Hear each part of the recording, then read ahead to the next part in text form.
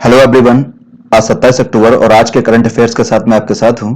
तो स्टार्ट करते हैं। आज का पहला क्वेश्चन है, हाल ही में आलोक वर्मा को किस राज्य लोक सेवा आयोग का अध्यक्ष नियुक्त किया गया है?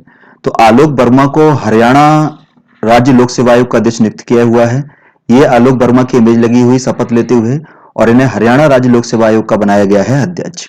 राज्य लोक सेवा आयोग की बात की जाए तो राज्य लोक सेवा आयोग की जो चर्चा है वो संविधान के भाग 14 में है, और इससे जुड़ा हुआ अनुच्छेद है हमारा अनुच्छेद 15। कौन सा? अनुच्छेद 15। इसकी नियुक्ति कौन करता है? तो नियुक्ति करता है राज्यपाल। इसके कार्यकाल की बात की जाए तो इसका कार्यकाल होता है 62 साल की उम्र या 6 साल की सर्विस यानी कि नौकरी। इन दोनों में से जो भी चीज पहले हो जाएगी तब तक ये अपने पद पर रहेगा। ठीक है ना। और इसको अगर अपना त्याग पत्र देना हो तो राज्यपाल को ही त्याग पत्र सौंप देता है, राज्यपाल को। और अगर इसे टाइम से पहले हटाना हो तो याद रखना, इसको हटा सकता है सिर्फ राष्ट्रपति। नॉर्मली ऐसा होता है कि जो नियुक्त करता है वही हटा सकता है टाइम से पहले, लेकिन राज्य लोक सेवा आयोग के मामले में ऐसा नहीं है। नियुक्ति तो कर रहा है राज्यपाल, लेकिन टाइम से पहले इसको हटाने का अधिकार किसके पास है? राष्ट्रपति। हमारा हरियाणा आया है तो हरियाणा की बात की जाए तो हरियाणा की जो कैपिटल है वो है चंडीगढ़। हरियाणा के जो गवर्नर हैं उनका नाम है सत्यदेव नारायण आर्य, और हरियाणा के जो सीएम हैं, मुख्यमंत्री हैं, उनका नाम है मनोहर लाल खट्टार। क्या नाम है? मनोहर लाल खट्टार। अगले क्वेश्चन पे आते हैं कि कबीर अहमद साकिर किस कंपनी के नए सीएफओ बने हैं? चीफ फाइनेंशियल ऑफिसर, मुख्य वित्तीय अधिकारी। तो यह आंसर है टाटा कम्युनिकेशन। ये टाटा कम्युनिकेशन के नए सीएफओ यानी कि मुख्य वित्तीय अधिकारी बने हैं। और इनसे पहले थे हमारे, उनका नाम था प्रतिभा के आडवाणी। इससे पहले टाटा कम्युनिकेशन की सीएफओ थी प्रतिभा के आडवाणी, इनकी जगह लेंगी। टाटा कम्युनिकेशन की बात की जाए तो इसकी स्थापना हुई है 1986 में। इसका जो हेड क्वार्टर है वो है बंबई में, और इसके जो सीईओ हैं उनका नाम है अमूर स्वामी नाथन लक्ष्मी नारायण। अमूर स्वामीनाथन लक्ष्मी नारायणन। ठीक है ना, ये इसके हैं सीईओ। अगले क्वेश्चन पे आते हैं कि गुजरात सरकार ने दिनकर योजना का नाम बदलकर क्या रख दिया है? तो यह नाम रख दिया है सर्वोदय योजना, या इसी का पूरा नाम है किसान सर्वोदय योजना। इस योजना का उद्देश्य क्या है कि इस योजना के द्वारा यह निर्धारित किया जा रहा है कि किसानों को जो सिंचाई के लिए बिजली है वो दिन में भी उपलब्ध हो। इसलिए किसानों को यह बिजली उपलब्ध कराने के लिए यह बोला गया है कि सुबह 5 बजे से लेकर और शाम को 9 बजे तक किसानों को बिजली उपलब्ध कराई जाएगी। ठीक है ना। और किस पर्पज के लिए? सिंचाई के पर्पज के लिए। तो इसी योजना का यानी कि कुल कितने घंटे प्रदान की जाएगी बिजली? 16 घंटे इस योजना के तहत। तो इसी योजना का नाम है हमारा किसान सर्वोदय योजना। और गुजरात की बात की जाए तो गुजरात की कैपिटल है गांधीनगर। गुजरात के जो गवर्नर हैं उनका नाम है आचार्य देवव्रत, और गुजरात के जो सीएम हैं उनका नाम है विजय रूपानी। विजय रूपानी। अगले क्वेश्चन पे आते हैं कि फोर्ब्स द्वारा वर्ल्ड बेस्ट एम्प्लॉयर का अवार्ड किसे दिया गया है? तो ये अवार्ड दिया गया है हमारा एनटीपीसी को। क्या है कि फोर्ब्स कंपनी ने इसके लिए सर्वेक्षण किया, और तकरीबन 58 देशों का सर्वेक्षण किया, और इन 58 देशों के इसने तकरीबन 1,60,000 एम्प्लॉइयों का भी सर्वेक्षण किया। ये एम्प्लॉय या तो पूर्णकालिक थे या अंशकालिक थे। और इस सर्वेक्षण में यह देखा गया कि इन श्रमिकों ने जो कोविड-19 के दौरान क्या कार्य किया है, यानी कि इनके कोविड-19 के दौरान कार्य करने की प्रगति क्या रही है। तो इस आधार पर यह प्राइज दिया गया है एनटीपीसी को। एनटीपीसी की बात की जाए तो एनटीपीसी की फुल फॉर्म हमारी नेशनल थर्मल पावर कॉर्पोरेशन। क्या? National thermal power corporation. इसकी स्थापना कब हुई है? तो 1975 में। इसका हेडक्वार्टर कहां पर है? इसका हेडक्वार्टर तो हमारा है दिल्ली में। ठीक है ना। और इसके जो चेयरमैन हैं वर्तमान में हमारा, वो है गुरदीप सिंह। कौन है? गुरदीप सिंह। अगले क्वेश्चन पे आते हैं कि किस राज्य में दशहरा के समापन के दिन जंबू सवारी, इसी का दूसरा नाम है हाथी जुलूस, आयोजित किया जाता है? तो इसका आंसर है हमारा कर्नाटक। कर्नाटक में जिस दिन दशहरा होता है उस दिन जंबू सवारी यानी कि हाथी पर बैठकर लोग क्या निकालते हैं? जुलूस। तो इसी को बोला जा रहा है, जो हाथी पे जुलूस निकाला जा रहा है, जंबू सवारी। कर्नाटक की बात की जाए तो कर्नाटक की कैपिटल है बैंगलोर। कर्नाटक के जो गवर्नर हैं उनका नाम है बाजूभाई वाला, और कर्नाटक के जो सीएम हैं उनका नाम है बीएस येदुरप्पा। क्या है? बीएस येदुरप्पा। अगला क्वेश्चन, भारत का पहला सैंड ड्यून पार्क कहां विकसित किया जाएगा? तो इसका आंसर है हमारा गोवा। कहां विकसित किया जाएगा? गोवा। इसके बाद सैंड ड्यून पार्क क्या होता है? तो ये मैंने सैंड ड्यून की इमेज लगाई हुई, यानी कि बालू के टीले, ठीक है ना। इसमें क्या होगा, इसमें बालू के टीले लगाए जाते हैं समुद्र के किनारे, जिससे कि वो कहना चाहिए कि ज्वार से या अन्य समुद्री आपदाओं से तटीय क्षेत्रों की रक्षा करते हैं। इसमें क्या है कि विश्व बैंक ने भारत सरकार को इस कार्यक्रम के लिए 3 करोड़ रुपए मंजूरी दिए थे, ठीक है ना। और इस 3 करोड़ रुपए में क्या था कि प्रकृति के अनुकूल पुल बनाए जाएंगे, ठीक है ना। यहां पर नर्सरी भी स्थापित की जाएंगी, यानी कि पेड़ पौधे लगाए जाएंगे जो समुद्र तट के नजदीक बिल्कुल विकसित होंगे, और इन सब चीजों की मदद से ड्यून भी विकसित होंगे, ठीक है ना। तो भारत का पहला सैंड ड्यून पार्क कहां विकसित किया जा रहा है? तो गोवा से। और यह भी पूछा जाए किसकी मदद से विकसित किया जा रहा है, तो यह विश्व बैंक की मदद से विकसित किया जा रहा है, क्योंकि विश्व बैंक ने ही भारत सरकार को इसके लिए 3 करोड़ रुपए आवंटित किए थे। गोवा की बात की जाए तो गोवा की कैपिटल क्या है? पणजी है। और जो गोवा के जो गवर्नर हैं उनका नाम है भगत सिंह कोश्यारी, और गोवा के इस टाइम पे जो सीएम हैं उनका नाम है प्रमोद सावंत। और याद रखना, भगत सिंह कोश्यारी हमारे जो हैं वो महाराष्ट्र के भी गवर्नर हैं, मेन रूप से ये महाराष्ट्र के भी हैं। इस टाइम पर इनको एडिशनल गवर्नर बनाया गया है अगस्त से, किसका? गोवा का। अगला क्वेश्चन हमारा कि इंदिरा गांधी इंटरनेशनल एयरपोर्ट को सुरक्षित एयरपोर्ट की दृष्टि से कौन सा स्थान प्राप्त हुआ है? तो ये दूसरा स्थान प्राप्त हुआ हमारा इंदिरा गांधी इंटरनेशनल एयरपोर्ट, जो हमारा कहां पर है? दिल्ली में, ठीक है ना। तो ये भी पूछा सकता है कि ये एयरपोर्ट कहां है, तो हमारा आंसर दिल्ली, ठीक है ना। इसमें इस सर्वे में विश्व के लगभग 200 एयरपोर्ट का सर्वे किया गया, और इसमें जो नंबर 1 पर रहा है वो रहा है चांगी एयरपोर्ट। और चांगी एयरपोर्ट कहां पर है पूछा जाए तो हमारा आंसर क्या होगा? सिंगापुर। तो पहले नंबर पर रहा है सिंगापुर का चांगी एयरपोर्ट, और दूसरे नंबर पर रहा है भारत में दिल्ली का इंदिरा गांधी इंटरनेशनल एयरपोर्ट। अगले क्वेश्चन पे आते हैं, किस राज्य सरकार ने स्वास्थ्य सुरक्षा अभियान में कोविड को भी शामिल किया है? तो इसका आंसर है हमारा छत्तीसगढ़। ठीक, जो स्वास्थ्य सुरक्षा अभियान चल रहा है पहले से, इसमें रिसेंटली छत्तीसगढ़ सरकार ने कोविड को भी शामिल कर लिया है, और इसके तहत यह बोला गया है कि हर सप्ताह में बुधवार को और गुरुवार को जो आंगनवाड़ी कार्यकर्ता होंगे वो अपने कार्य क्षेत्र में सभी घरों में घर तक जाएंगे, और कोरोना वाले जो मरीज होंगे, जिनको कोरोना के लक्षण होंगे, उन मरीजों की पहचान करेंगे और उनको जांच के लिए अस्पतालों तक पहुंचाएंगे, ठीक है ना। तो ये हमारा पहला राज्य बन गया जिसने स्वास्थ्य सुरक्षा अभियान में ही कोविड को शामिल किया है, वो है छत्तीसगढ़। छत्तीसगढ़ की बात की जाए तो छत्तीसगढ़ की कैपिटल है रायपुर।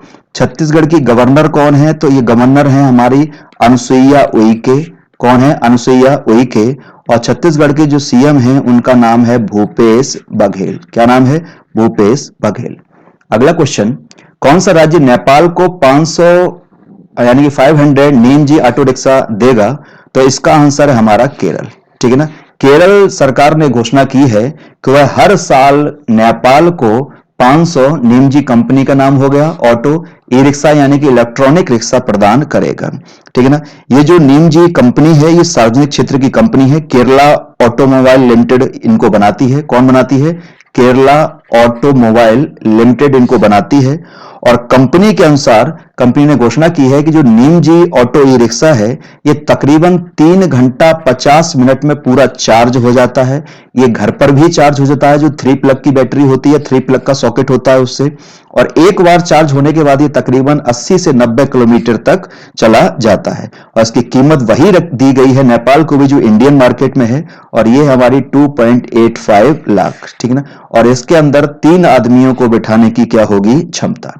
केरल की बात की जाए तो केरल की जो कैपिटल है वो तिरुवनंतपुरम या हमारी त्रिवेंद्रम, ठीक है ना। और केरल के जो गवर्नर हैं उनका नाम है आरिफ मोहम्मद खान। क्या नाम है? आरिफ मोहम्मद खान। और केरल के जो सीएम हैं उनका नाम है पिनाराई विजयन। पिनाराई विजयन।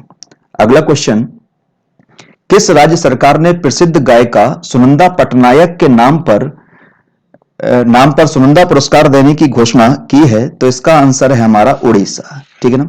ये सुनंदा पटनायक की इमेज लगी हुई है, और उड़ीसा की जो संगीत नाटक अकादमी है, ठीक है ना, उसने सुनंदा पटनायक को सम्मान देने के लिए इनके नाम पर ही सुनंदा पुरस्कार देने की घोषणा की है। और यह पुरस्कार उन क्षेत्रों को दिया जाएगा जो क्लासिकल म्यूजिक यानी कि शास्त्रीय संगीत की दिशा में उल्लेखनीय कार्य करेंगे।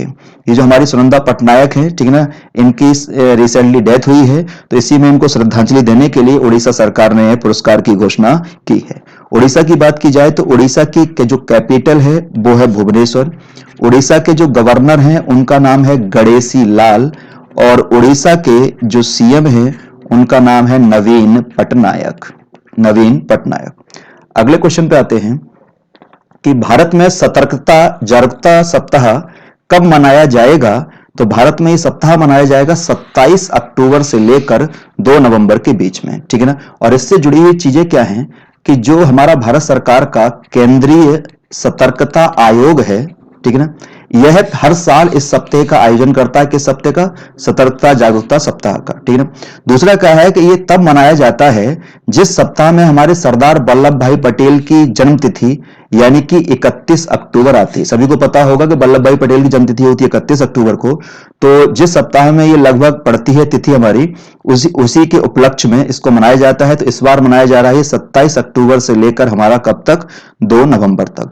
और इस सप्ताह के माध्यम से, ठीक है ना, सार्वजनिक जीवन में ईमानदारी हुआ, सत्यनिष्ठा हुआ, ठीक है ना, ऑनेस्टी, इंटीग्रिटी, ऐसे सारे विचारों को प्रचारित किया जाता है।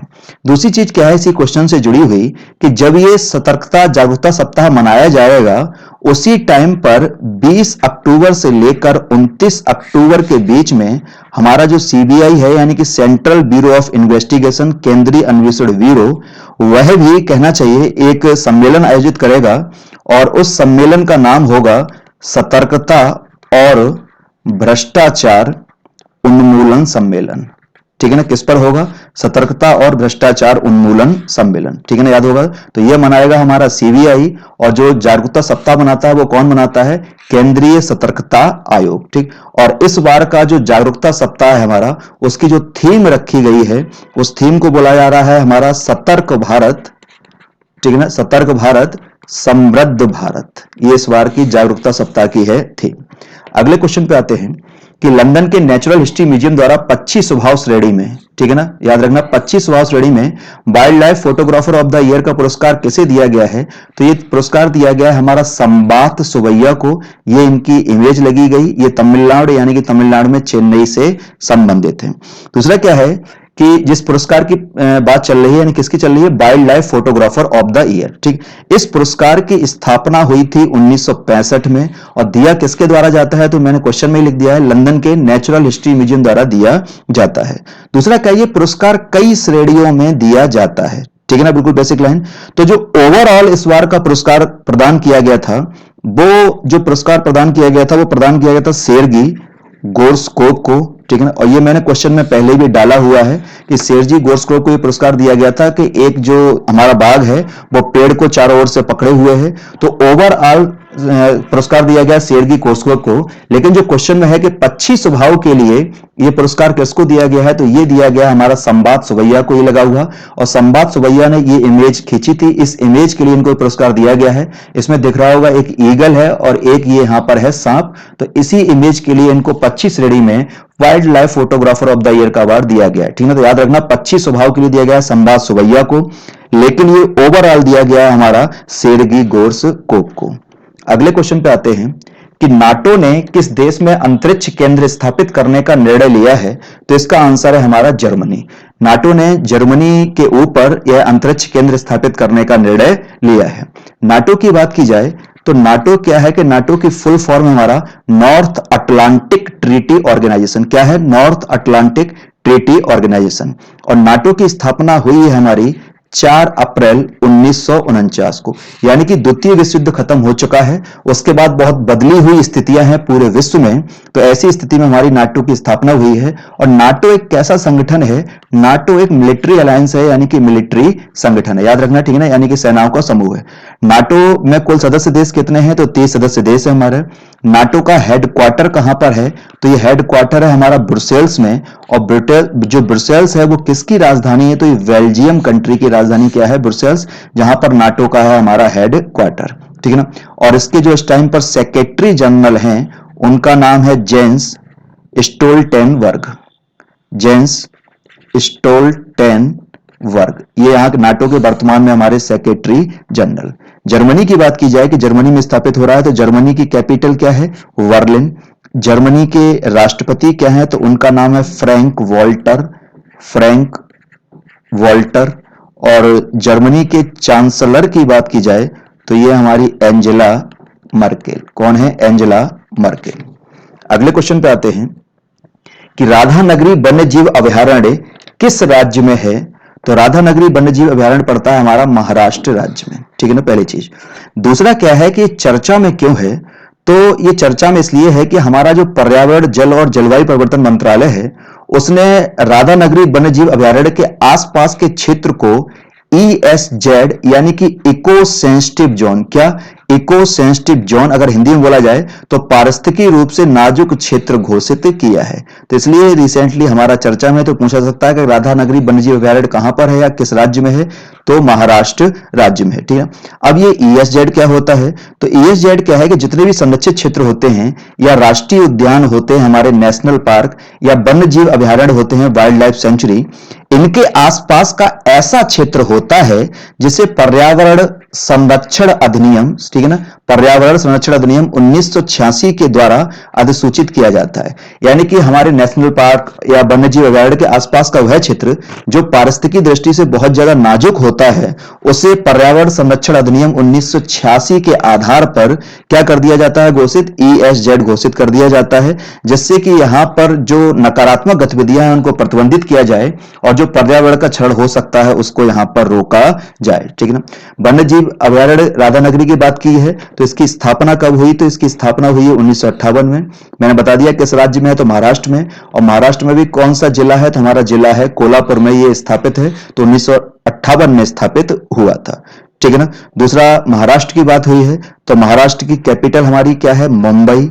महाराष्ट्र के गवर्नर क्या है, तो भगत सिंह कोश्यारी, जो भी चर्चा की थी, जो हमारे गोवा के भी एडिशनल गवर्नर हैं। और महाराष्ट्र के हमारे सीएम कौन हैं, तो ये सीएम हैं हमारे उद्धव ठाकरे, उद्धव ठाकरे।